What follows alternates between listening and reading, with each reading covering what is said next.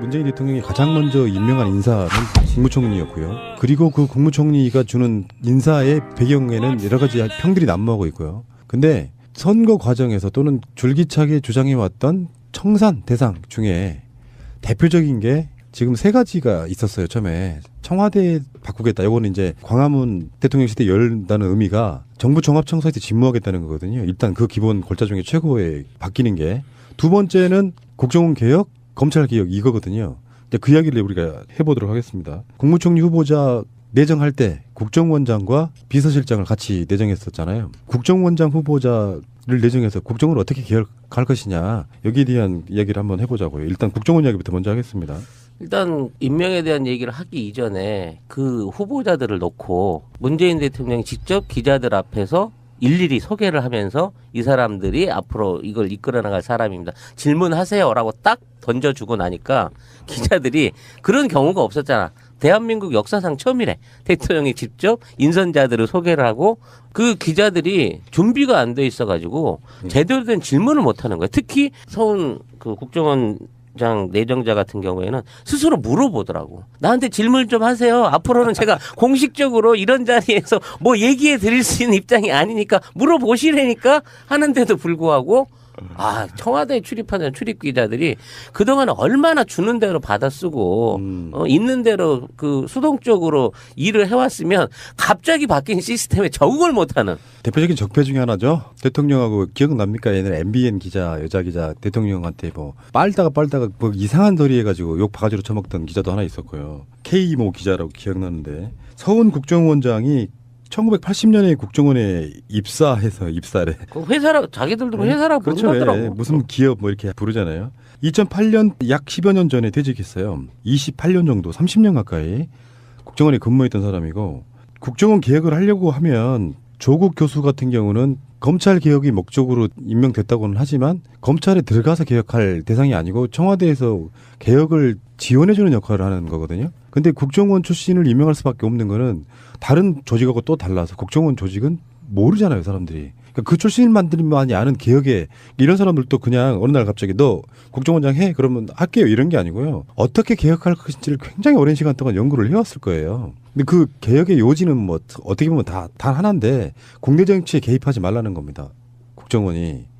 지금까지 국정원이 개입했던 사건들 우리가 지금 너무나 많은 이야기를 해가지고 최근에도 알파팀 같은 경우도 국정원이 직접 알파팀에게 활동비를 지급했다 이야기가 나오고 있는 거고요. 댓글 부대 여론 조작하는 그런 팀들은 아예 없어질 수밖에 없는. 이게 이제 국정원이 앞으로 어떻게 개혁될 것인가를 직접 들어볼 수 있는 기회는 없기 때문에 뭐 예상은 그렇게 상식적인 선으로 넘어갈 수 있을 것 같습니다만은 이번 그 기자회견을 보면서 느낀 게 뭐냐면 외신 기자가 한 명도 없는 거야. 참석하는 사람이. 왜 없나 했더니 하도 국정원 아니 청와대에서 그 브리핑을 안 하고 기자회견을 안 해주니까 다 철수를 시켜버렸다는 거야. 파견돼 와 있던 특파원들을. 그래서 부랴부랴 이제 사람들을 뽑아갖고 다시 보내고 있다네.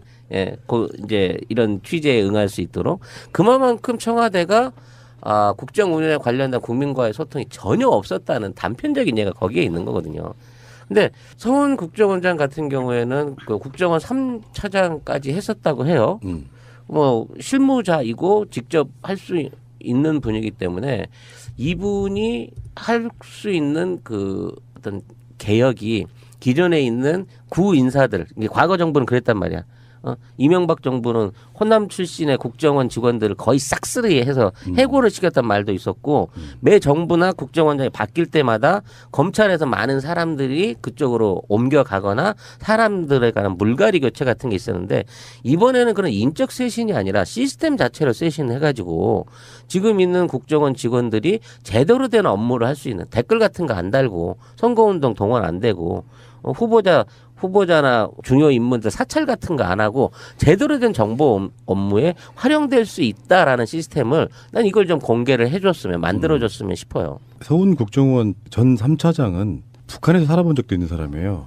경수로 건설을 지원한 한반도 에너지 개발기구 금호사무소 대표로 북한에 2년 거주하게 됐습니다. 북한을 너무 잘하는 사람이지. 이것도 정북이라고 꼬투리 잡아서 지랄지랄하는 거 아니야 또?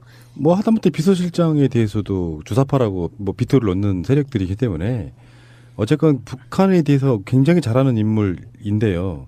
이 사람이 지금 국정원 자체에 개혁이라는 말이 우리는 그냥 쉽게 막연하게 느끼지만 재탄생 수준에 완전하게 물갈이를 해버리겠다는 거거든요. 조직 개편도 그렇게 될 거고 이건 물론 법에 의해서 만들어지는 거예요. 신임 대통령이 국정원을 이렇게 만들겠다고 하면 대부분 국회에서 통과를 시켜줍니다. 특별하게 뭐 하자가 있지 않는 한. 그러면 어찌됐건 이 개혁의 방향성은 딱 하나예요. 해외 업무와 북한 업무만 해라.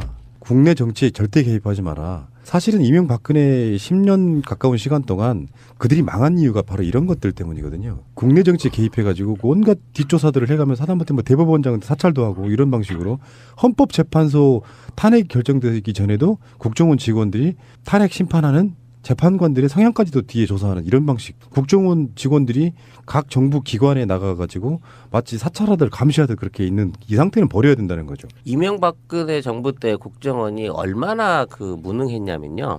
저 같은 경우에 이제 그 대중국 관련해서 교육을 해보면 중국에 들어가서 중국의 고위층하고 연결되려고 하면 북한에 있는 북한을 갔다 온 사람들이 대부분 고위층하고 또 연결이 돼요. 무슨 얘기냐면 북한이라고 하는 체제를 왔다 갔다 하면서 연결할 수 있는 사람들이 실제로 중국의 외교 라인이라든지 실무 라인 안에 관시를 갖고 있는 사람들이 예전에 다 국정원의 일종의 카운터 파트너였다는 거예요. 그러니까 그런 사람들이 맡아서 정보를 뽑아주거나 이제 어떤 그 국가가 은밀하게 진행하고 있는 프로젝트에 도움을 주거나 하는 사람들이 있었지. 그러니까 옛날에 그 무슨 뭐 북극곰 뭐 이런 그 암호명으로 불리는 그런 인사들이 사실은 종북 인사나 간첩이 아니고 원래 중국 외교부하고 북한 외교부를 연결할 수 있는 사람들이었단 말이에요. 근데 거기에 관련된 라인을 딱 끊어버리게 되면서 일단 중국 권력 핵심 또는 권력 실무하고 연결될 수 있는 라인이 끊어져 버렸고 그것 때문에 삼성이라든지 이런 그 개별 기업들이 이 중국 정부하고 뭔가 교섭을 하거나 그쪽에 줄을 대려고 했을 때 그 옛날엔 국정원을 통해 갖고 연결하면 만날 수 있어지던 사람들이 다 라인이 붕괴됨으로 해갖고 야 이거 이제 누구를 통해 갖고 권력 핵심하고 연결을 해야 되지 이걸 고민할 정도였다니까. 근데 그게 4년 5년 동안 쭉 유지되는 순간 이미 대중국 외교 대북한 외교가 될 수 없는 상황까지 만들어졌다는 거예요. 그래서 이 외교 라인의 복원은 앞으로 우리나라가 대중국 외교를 하고 통상을 하는 데 있어서도 굉장히 중요한 업무예요. 국정원의 업무가 그런 부분 안에서 경제적인 부분, 외교적인 부분에서도 영향력을 미칠 수 있는 업무인데 이 사람들을 다 잘라버리고 지네 사람 고향 사람 데려다가 심어가지고 도청이나 하고 감찰이나 하고 SNS나 들여다보게 만드는 일을 해왔던 게 그동안의 국정원이었다는 거죠. 그런 적이 있었죠. 노무현 정권 때 국정원장에게 보고를 실질적으로 받지 않아서 대통령에게 직보를 하지 않으면 그 권력 기관장 힘이 빠져요. 그리고 심지어는 무슨 지방선거나 이럴 때 대국민 심리전 이런 개념으로 작업을 할까요라는 국정원으로부터의 의견이 들어왔을 때 안 돼라고 딱 잘랐던 게 노무현 대통령이었고요.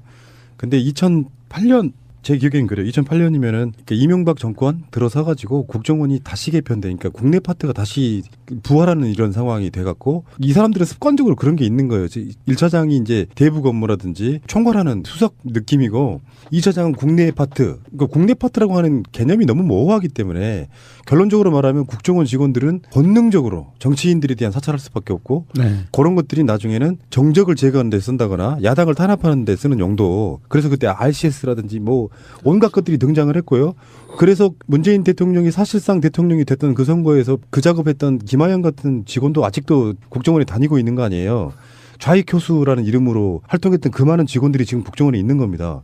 근데 그 자리들이 없어지는 거죠. 국정원이라는 게 또 서울에만 있는 게 아니고 지부도 있잖아요. 네. 그 지부에 있는 사람들이 갖고 있는 그 업무의 고질적인 관성적으로 하게 되는 그 사찰, 뒷조사 이런 것들을 없애야 되는데 그게 정말 고질적이래요. 그러니까 뿌리 뽑기가 되게 힘들대 이게. 우리도 그런 그 정보 파트에 대한 환상이 좀 있잖아요. 그래서 뭐 국정원 직원이 어떻고 저쩌고 막 그런 걸 빨리 없애서 대한민국에서 정치에 개입하는 국정원 직원은 있으면 안 된다. 이게 우리 말처럼 그냥 문재인 대통령이 지금 여러 가지로 막 스포트라이트를 받으니까 별 중요한 뉴스가 아닌 것처럼 다뤄지지만 사실은 우리가 방송하는 환경도 바뀌는 있는 거예요. 계속 불안했다 그랬잖아요. 통장 털려, 통화 내역 털려. 그러면 실질적인 위협이 없더라도 굉장히 불안한 상태로 그렇죠. 방송을 네. 해왔던 거거든요. 네. 그런 환경들이 없애지는 상황인 거고 지금도 아마 철없이 오다대로 국정원 직원이 내려주는 오다대로 알파팀 같은 애들이 아직도 작업을 하고 있을지 몰라 이거는.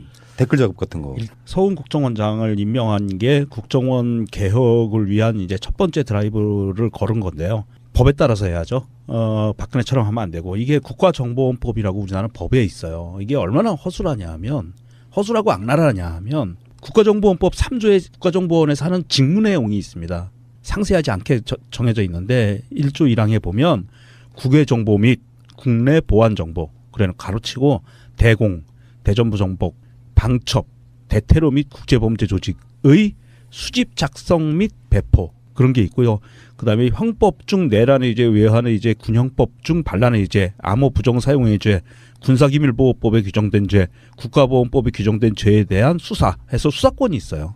이런 부분들이 지금 제일 중요한 게 여기에서 직무 1항에 나와 있는 국외정보까지는 모르겠는데 국내 보안정보라고 이게 크게 뭉뚱그려 놓은 부분 이 부분이 제일 문제인 거예요. 그래서 이 처장이 이 부분을 담당을 하고 있는데 대공 업무, 대공이라는 거는 공산주의에 대항한다는 업무거든요. 근데 이게 너무 커요. 포괄적이에요. 대북 방첩 업무가 아니고 이거는 그 내부의 푸른나무님 얘기한 것처럼 내부의 그 정적에 대한 감시 그리고 자기 내부에 대한 그 정보 수집 이런 부분들이 다 돼 있는 거거든요. 그래서 이런 부분들을 고쳐야 되고 법으로 고쳐야 되는 부분이고요. 이 조직은 그 2011년도에 이명박이 있을 때 법을 개정해서 조직이나 직원 같은 경우에는 비공개로 돼 있어요. 법으로. 국정원장이 비공개로 할 수 있다. 이렇게 해놨어요. 그리고 비공개로 돼 있는 거예요. 지금 이제 서훈 그 내정자 같은 경우에는 2차례 남북 정상회담을 기획하고 실무적으로 운영을 했던 분이라고 합니다. 그렇기 때문에 굉장한 대북 통인 거죠, 사실상. 근데 이제 중요한 멘트를 하는 게 지금 남북 정상회담에 대해서는 시기상조이긴 하나 꼭 필요하긴 하다라고 얘기를 한 거예요. 그러니까 시기는 언급되지 않을 수 있으나 이번 정권 안에 어떤 형태로든 정상회담이 있을 수 있다. 또 거기에 대한 준비를 하겠다라는 멘트로 받아들일 수 있는 내용인 거거든요. 요 단계까지 가게 된다 그러면 뭐 남북 대화라든지 지금의 뭐 여러 가지 외교 현안들을 처리하는 데 있어서 또 굉장히 중요한 해법을 예. 이분이 쥐고 있다라고 봐야 되는 거죠. 서훈 내정자는 국정원 내부 출신의 세 번째 원장이라고 합니다. 김만복, 이병호. 우리가 이번에 대선에 출마했던 남재준 국정원장 같은 경우는 육군 참모총장 출신이었죠. 자, 어쨌건 간에 많은 기대가 되고요. 최소한 새벽에 퇴근할 때 두리번거리진 않았으면 좋겠습니다. 어느 날 갑자기 너 국정원장 해? 그러면 할게요. 이런 게 아니고요. 어떻게 개혁할 것인지를 굉장히 오랜 시간 동안 연구를 해왔을 거예요. 근데 그 개혁의 요지는 뭐 어떻게 보면 단 하나인데 국내 정치에 개입하지 말라는 겁니다. 국정원이. 지금까지 국정원이 개입했던 사건들 우리가 지금 너무나 많은 얘기를 해가지고 최근에도 알파팀 같은 경우도 국정원이 직접 알파팀에게 활동비를 지급했다 이야기가 나오고 있는 거고요. 댓글 부대, 여론 조작하는 그런 팀들은 아예 없어질 수밖에 없는. 이게 이제 국정원이 앞으로 어떻게 개혁될 것인가를 직접 들어볼 수 있는 기회는 없기 때문에 뭐 예상은 그렇게 상식적인 선으로 넘어갈 수 있을 것 같습니다만은 이번 그 기자회견을 보면서 느낀 게 뭐냐면 외신 기자가 한 명도 없는 거야, 참석하는 사람이. 왜 없나 했더니 그 후보자들을 놓고 문재인 대통령이 직접 기자들 앞에서 일일이 소개를 하면서 이 사람들이 앞으로 이걸 이끌어 나갈 사람입니다. 질문하세요라고 딱 던져주고 나니까 기자들이 그런 경우가 없었잖아. 대한민국 역사상 처음이래. 대통령이 직접 인선자들을 소개를 하고 그 기자들이 준비가 안 돼 있어가지고 제대로 된 질문을 못 하는 거야. 특히 서훈 그 국정원장 내정자 같은 경우에는 스스로 물어보더라고. 나한테 질문 좀 하세요. 앞으로는 제가 공식적으로 이런 자리에서 뭐 얘기해 드릴 수 있는 입장이 아니니까 물어보시라니까 하는데도 불구하고 청와대에 출입하는 출입 기자들이 그동안 얼마나 주는 대로 받아 쓰고 있는 대로 그 수동적으로 일을 해왔으면 갑자기 바뀐 시스템에 적응을 못하는. 문재인 대통령이 가장 먼저 임명한 인사는 국무총리였고요. 그리고 그 국무총리가 주는 인사의 배경에는 여러 가지 평들이 난무하고 있고요. 근데 선거 과정에서 또는 줄기차게 주장해왔던 청산 대상 중에 대표적인 게 지금 세 가지가 있었어요. 처음에 청와대 바꾸겠다. 요거는 이제 광화문 대통령 시대 열다는 의미가 정부 종합청사에서 집무하겠다는 거거든요. 일단 그 기본 골자 중에 최고의 바뀌는 게, 두 번째는 국정원 개혁, 검찰 개혁 이거거든요. 이제 그 이야기를 우리가 해보도록 하겠습니다. 국무총리 후보자 내정할 때 국정원장과 비서실장을 같이 내정했었잖아요. 국정원장 후보자를 내정해서 국정원을 어떻게 개혁할 것이냐, 여기에 대한 이야기를 한번 해보자고요. 일단 국정원 이야기부터 먼저 하겠습니다.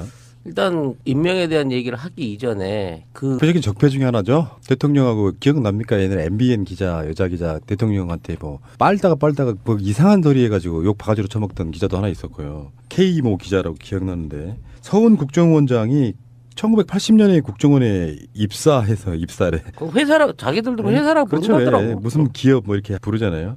2008년 약 10여 년 전에 퇴직했어요. 28년 정도, 30년 가까이 국정원에 근무했던 사람이고, 국정원 개혁을 하려고 하면 조국 교수 같은 경우는 검찰 개혁이 목적으로 임명됐다고는 하지만 검찰에 들어가서 개혁할 대상이 아니고 청와대에서 개혁을 지원해주는 역할을 하는 거거든요. 근데 국정원 출신을 임명할 수밖에 없는 거는 다른 조직하고 또 달라서 국정원 조직은 모르잖아요, 사람들이. 그러니까 그 출신만들만이 아는 개혁에 이런 사람들도 그냥 하도 국정원 아니 청와대에서 그 브리핑을 안 하고 기자회견을 안 해주니까 다 철수를 시켜버렸다는 거야. 파견돼 와 있던 특파원들을. 그래서 부랴부랴 이제 사람들을 뽑아갖고 다시 보내고 있다네. 예, 이제 이런 취재에 응할 수 있도록. 그만큼 청와대가 국정 운영에 관련된 국민과의 소통이 전혀 없었다는 단편적인 예가 거기에 있는 거거든요. 근데 서훈 국정원장 같은 경우에는 그 국정원 3차장까지 했었다고 해요. 뭐 실무자이고 직접 할 수 있는 분이기 때문에 이분이 할 수 있는 그 어떤 개혁이 기존에 있는 구 인사들, 과거 정부는 그랬단 말이야. 이명박 정부는 호남 출신의 국정원 직원들을 거의 싹쓸이 해서 해고를 시켜.